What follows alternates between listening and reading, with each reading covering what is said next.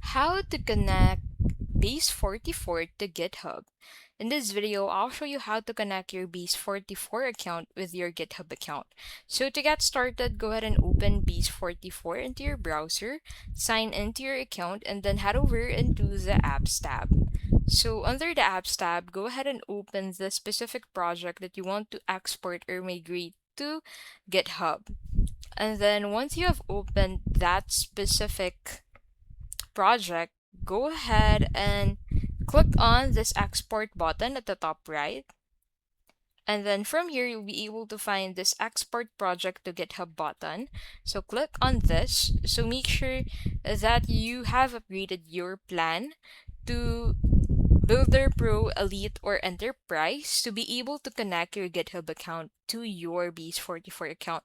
So if you have upgraded your plan, you'll get redirected into a new page where you need to sign in to your GitHub account. And then once you have signed in to your GitHub account, you'll be able to authenticate the connection between your GitHub account and Base44 account. And then after that, you can go ahead and choose your GitHub repository that you want to connect, and Base44 will sync your project's code into that repository.